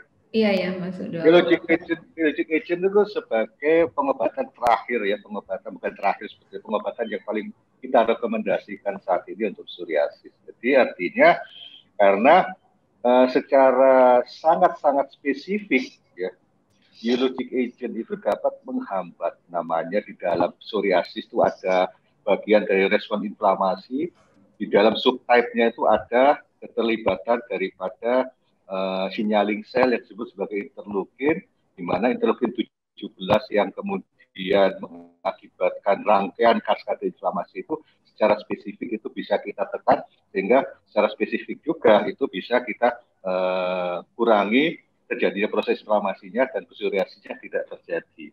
Jadi sangat-sangat spesifik untuk menekan inflamasi, sehingga boleh dikatakan efek sampingnya itu sangat minimal. Pada awal-awal kita pada saat melakukan biologic agent itu kita juga agak ada pertanyaan juga pada penekanan reaksi kekebalan pada proses autoimun itu, jangan-jangan kekebalan terhadap infeksi lainnya itu juga ikut tertekan. Apalagi kita hidup di negara tropik yang kaya akan penyakit TBC sebagai contoh. Sehingga mungkin saya tetap menganjurkan juga, walaupun demikian, orang yang akan memulai dengan biologic agent itu juga memeriksakan terhadap panel-panel dan untuk TBC untuk mengetahui apakah ada menderita infeksi aktif TBC atau tidak. Itu yang kita lakukan biasanya. Tetapi efek samping yang lainnya jangka panjang, kita sudah banyak berdiskusi di mana-mana di level Asia dan kemudian Indonesia itu saat ini memang very recommended untuk biologic agent. Hanya kelemahannya adalah yang karena ini masih mahal, bukan cukup mahal, sangat mahal untuk level kita.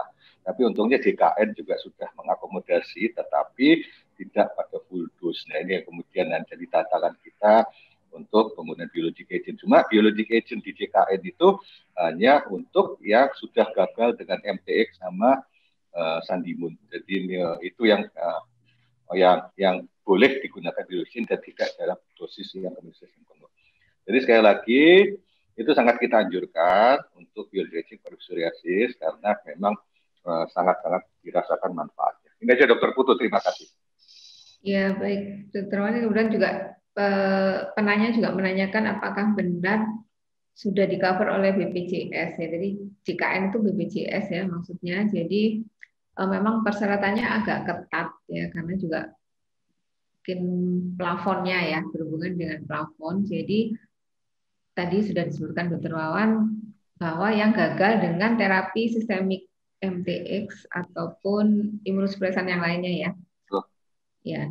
Kemudian bisa dikerjakan di rumah sakit tipe A kebetulan ya. Jadi untuk rumah sakit tipe B, tipe C belum bisa. Jadi kalau memang memerlukan dan memang ada indikasinya, bisa nanti minta rujukan ke rumah sakit atau ke vaskes ya, vaskes pertama mungkin nanti kita akan bantu rujuk ke rumah sakit tipe A yang memang sudah ada kerjasama dengan biologic agent, salah satu biologic agent ini ya. Jadi memang sudah ada, kalau nggak salah, InHealth pun juga sudah ada ya kerjasamanya, mungkin bisa kalau yang di kantornya bekerjasama dengan InHealth, PT InHealth itu juga ada, kalau nggak salah ya bisa. Jadi itu sudah dijawab tadi, kalau nggak salah ada yang juga menanyakan ini gimana nih kalau kita punya gejala-gejala seperti yang disebut tadi ya, untuk konsultasi supaya teratur ke dokter yang tepat. Tentunya karena psoriasis ini salah satu penyakit di bidang kesehatan kulit dan kelamin, jadi sebaiknya sih konsultasi ke dokter spesialis kulit dan kelamin ya. Mungkin untuk awalnya kalau ada komorbid tentu dokter kulitnya akan mengkonsultasikan dengan dokter lain seperti dokter penyakit dalam ya yang berhubungan dengan penyakit komorbidnya tadi. Bisa dicari, kita Perdoski itu punya perkumpulan ya dan juga punya website www.perdoski.id. Kalau ingin mencari informasi tentang dokter spesialis kulit dan kelamin yang berpraktek di kotanya, itu bisa diklik di situ di www.perdoski.id, itu akan muncul nanti nama-nama dokter. Jadi mungkin bisa search di situ ya. Mungkin tinggalnya bukan di Surabaya. Kalau di Surabaya bisa datang ke klinik kita, Surabaya Skin Center, karena kita juga Surabaya Skin Center ini klinik dokter spesialis kulit dan kelamin, jadi yang praktek sini dokter SPKK semua. Kita memang sudah concern dari awal ya, kita tidak hanya untuk masalah kosmetik, estetik ya, tapi kita kesehatan di bidang kulit dan kelamin ya. Jadi mau masalah penyakit umum, kelainan kulit secara umum ya seperti alergi, dermatitis, eksim, psoriasis termasuk ya penyakit autoimun, vitiligo, dan kebetulan dari awal kita juga sudah memiliki alat fototerapi ya. Tadi kan ada salah satu pengobatannya. Jadi memang nggak semua psoriasis langsung diterapi biologic agent enggak ya. Ada tahap-tahapnya ya. Kita lihat dari kondisi kulitnya, luasnya, kemudian juga sepertinya keparahannya, bagaimana dia mempengaruhi aktivitas hidupnya sehari-hari ya. Tentu beda orang yang mungkin hanya di rumah saja, banyak kegiatan di rumah dengan orang yang harus aktif keluar rumah, itu tentu nanti akan ada pilihan terapi yang berbeda juga. Kemudian juga ada kontraindikasi yang lain ya, mungkin punya sakit tekanan darah tinggi, punya sakit jantung, punya kegemukan, itu tentu ada pilihan-pilihannya sendiri. Bisa langsung berkonsultasi ke dokter spesialis kulit dan kelamin terdekat ya. Baik, ini karena acaranya ya sudah mau mendekati jam 12, mungkin tadi kita di awal akan menjanjikan ada door prize, nanti akan kita pilih saja, nanti akan dihubungi langsung oleh Mbak Winda ya dari Surabaya Skin Center, jadi nanti akan dipilih dan bisa dibaca di chat atau di grup ya, mungkin yang sudah dibentuk oleh Mbak Winda ini oleh panitia ya, atau di IG, nanti bisa dilihat di IG. Bisa follow IG-nya Surabaya Skin Center ya. Nanti untuk penanya-penanya yang sudah aktif itu ada door prize, ada goodie bag dari kita.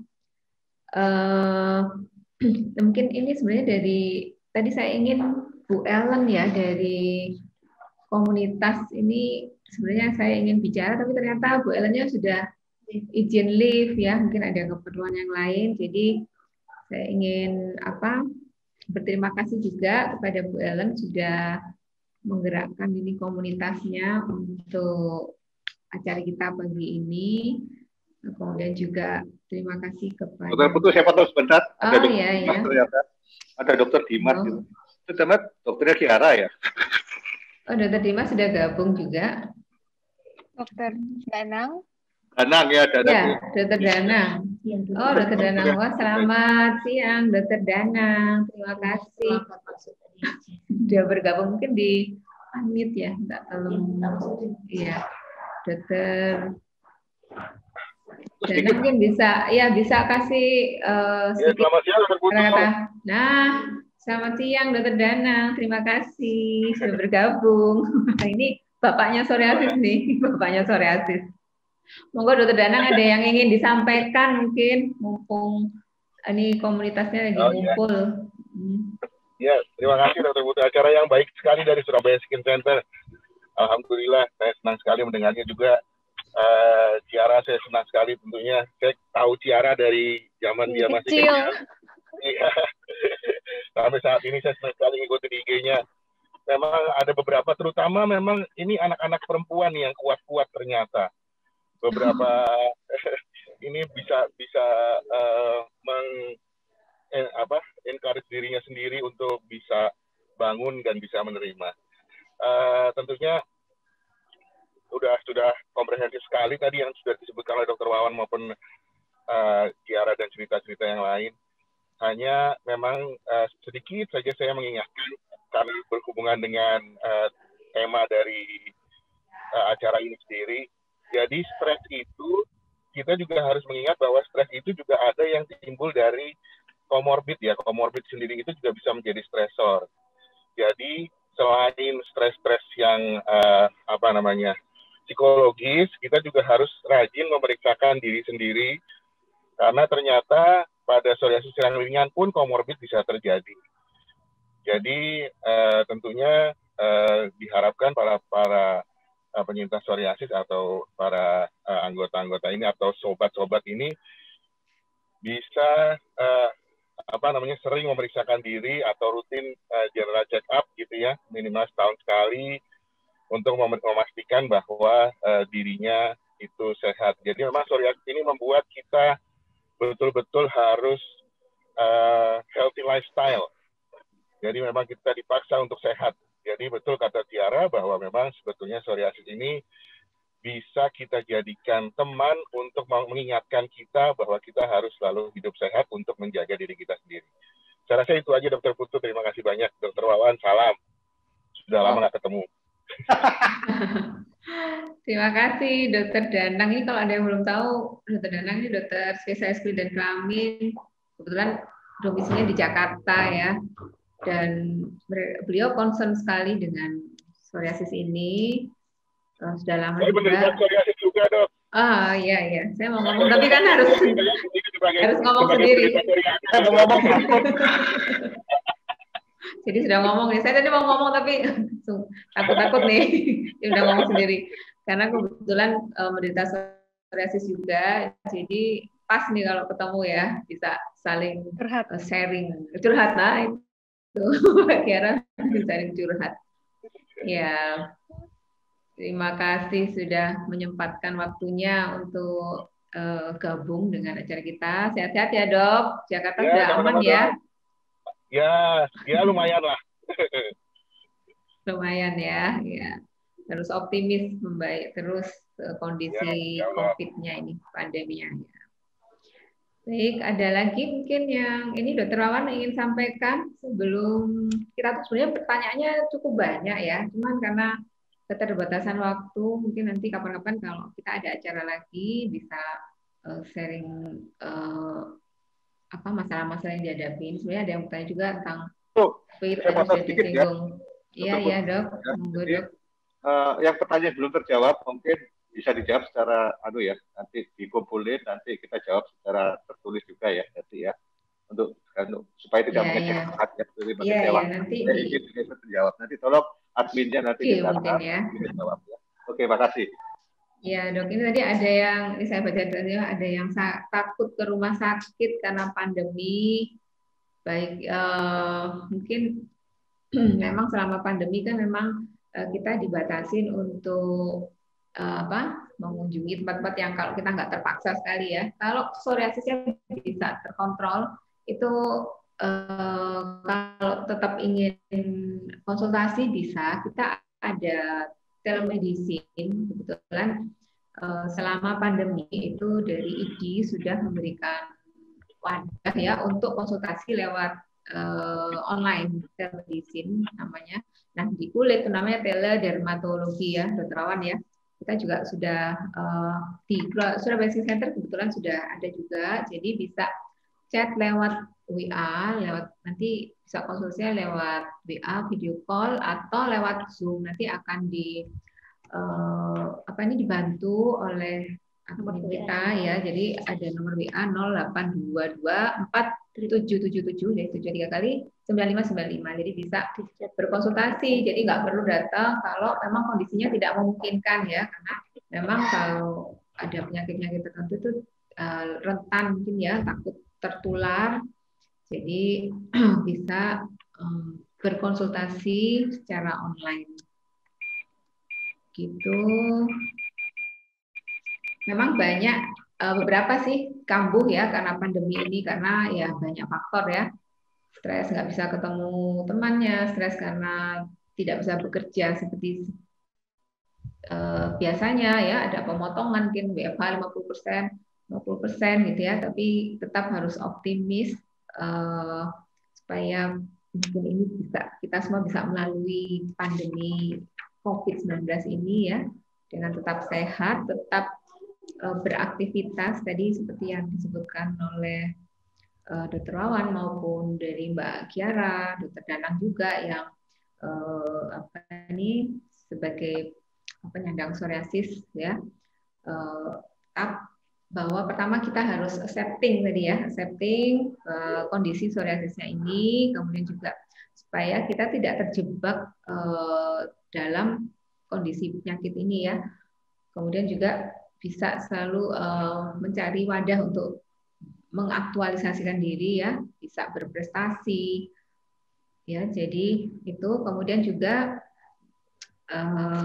kita sesuai dengan tema psoriasis di tahun ini, yaitu kita harus tetap waspada, pentingnya ya kewaspadaan terhadap komorbid psoriasis ini, yaitu penyakit-penyakit metabolisme tadi ya yang sudah disebutkan pada sesi seminar tadi. Jadi kalau memang ada komorbid, tentu kita harus konsultasikan. Kalau komorbidnya itu dari bidang lain, biasanya akan dikonsultasikan ke dokter yang memang kompeten di bidangnya ya, seperti ke dokter penyakit dalam, untuk penyakit diabetesnya, dokter ahli gizi mungkin untuk obesitasnya, bagaimana mengatur dietnya yang tepat seperti itu. Kemudian juga psoriasis artritis ya, karena 30% penderita itu psoriasis akan mengalami psoriasis artritis. Jadi sebaiknya dari awal kita sudah harus aware terhadap dirinya sendiri. Kemudian juga jangan lupa perlunya komunitas tadi ya, support system, baik itu di keluarga, di teman-teman, di sesama penderita komunitas. Kalaupun memang masih sulit mengatasinya tadi, disarankan untuk menemui orang yang bisa membantu ya, seorang psikiater atau psikolog. Jadi jangan malu untuk datang ke seorang psikolog atau psikiater ya, bukan berarti kita menderita mungkin penyakit jiwa yang mungkin ditakutkan gitu ya, tapi membantu untuk bagaimana bisa melalui stres ini dengan baik, mengelolanya dengan baik. Itu terima kasih kehadirannya semua. Alhamdulillah acaranya jalan lancar. Mohon maaf bila dari acara ini tadi ada yang kurang berkenan, baik dari perkataan, mungkin dari penyampaiannya. Kita dari panitia dari Surabaya Skin Center. Terima kasih juga kepada PT Novartis yang diwakili Bu Hanum atas supportnya untuk acara hari ini. Semoga acara kali ini bermanfaat, berfaedah. Kemudian juga untuk Surabaya Skin Center supportnya dalam acara ulang tahunnya yang ke-14 ini. Mohon doanya semoga kita tetap bisa bermanfaat banyak untuk masyarakat sekitar yang membutuhkan ya, terutama di bidang kesehatan kulit dan kelamin. Terima kasih semua. Untuk peserta juga terima kasih, nanti jangan lupa ya dilihat IG-nya untuk pengumuman siapa yang dapat door prize nanti. Terima kasih semua. Assalamualaikum warahmatullahi wabarakatuh. Salam sehat, stay positif, stay strong ya buat semua. Assalamualaikum warahmatullahi wabarakatuh. Terima kasih Dokter Wawan, Dokter Putu, Ibu Hanum, Surabaya Skin Center, artis, teman-teman semua. Terima kasih Dokter Danang juga.